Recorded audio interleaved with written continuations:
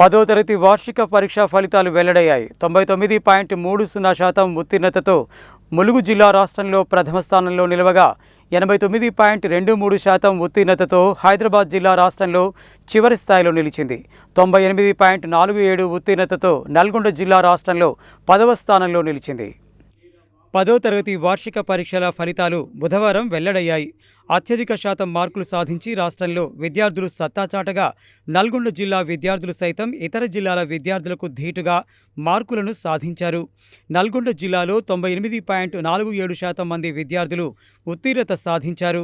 నల్గొండ జిల్లా నుండి మొత్తం 19,667 మంది విద్యార్థులు పరీక్షలకు హాజరు కాగా 19,366 మంది ఉత్తీర్ణులయ్యారు.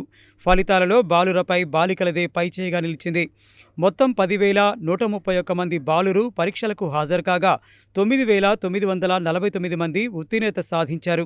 అలాగే 9,536 మంది బాలికలు పరీక్షలకు హాజరు కాగా 9,417 మంది ఉత్తీర్ణత సాధించారు.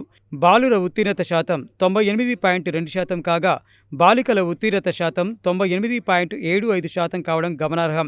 ఇక యాజమాన్యాల వారీగా ఫలితాలను పరిశీలిస్తే 2 ఆశ్రమ పాఠశాలలు, 15 బీసీ వెల్ఫేర్ పాఠశాలలు, 6 మైనార్టీ రెసిడెన్షియల్ పాఠశాలలు, 8 ట్రైబల్ వెల్ఫేర్ పాఠశాలలు 100% ఉత్తీర్ణత సాధించడం విశేషం.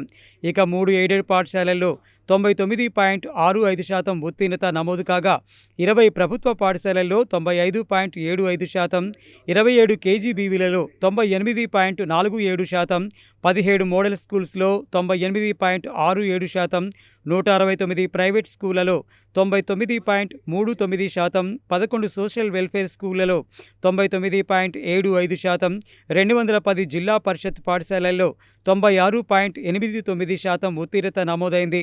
నల్గొండ జిల్లాలో అన్ని యాజమాన్యాలలో కలిపి 488 హైస్కూల్స్ ఉండగా ఇందులో 333 పాఠశాలలు 100% ఉత్తీర్ణత సాధించడం గమనార్హం.